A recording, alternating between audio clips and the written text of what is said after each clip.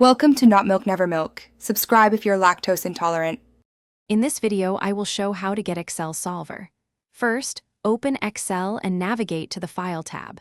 From there, select Options to open the Excel Options dialog box. In the left pane, click on Add-ins. You'll then see a list of available add-ins. This is where we'll find Solver and enable it for use in your spreadsheets. It's a quick process to get this powerful tool ready.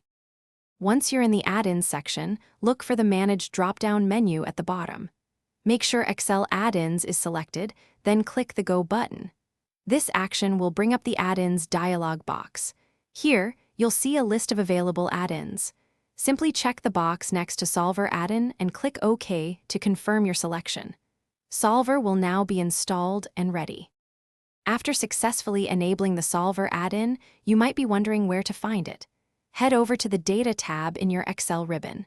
You'll notice a new group called Analyze on the far right. Within this group, you'll see the Solver button. Clicking this button will open the Solver Parameters dialog box, allowing you to define your optimization problem. It's now ready for your calculations.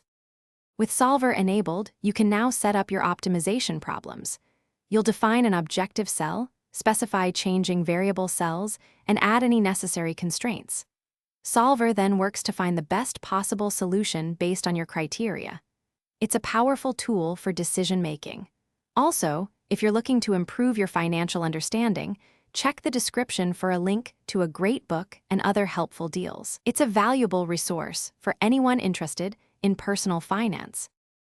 Thanks for watching. If this was helpful, leave a like and consider subscribing. See you next time.